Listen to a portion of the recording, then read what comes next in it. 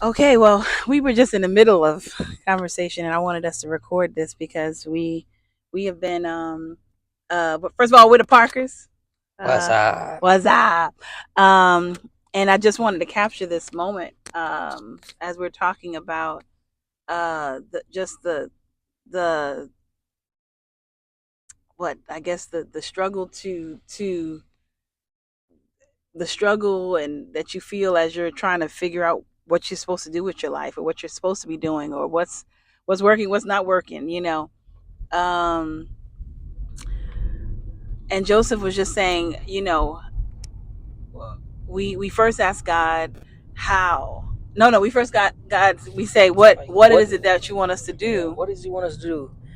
And the very next question I told her is how? Like, where the money coming from? And I told her that's none of my business. That has nothing to do with me. My job is to follow the voice of God and take a step.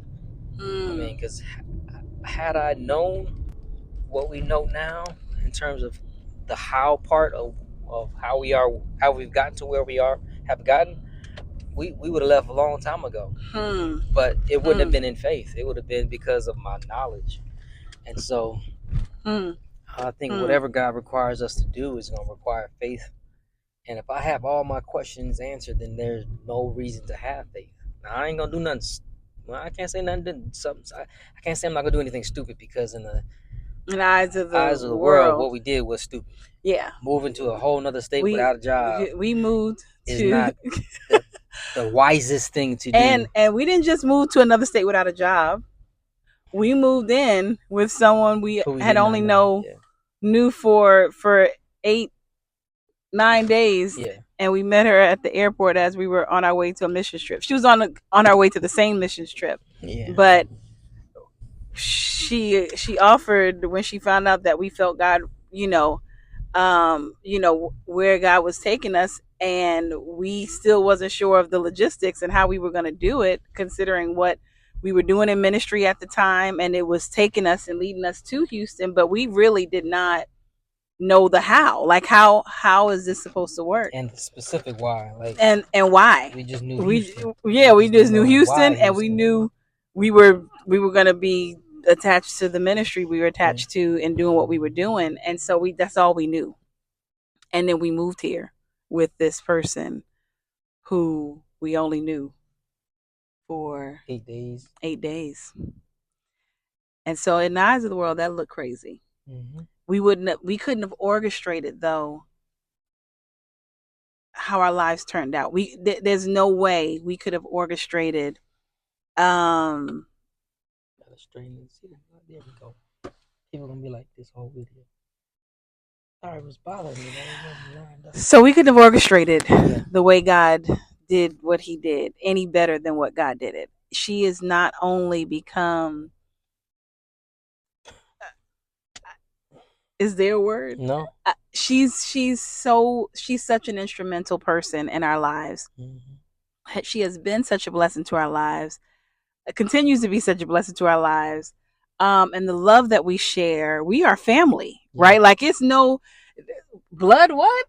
Yeah. I'm closer to her than I am to some of my blood relatives, right? And so, Yeah. I trust her more than the majority of some blood relatives. majority, what? No, That's not true. that's not true. But you know what I'm saying.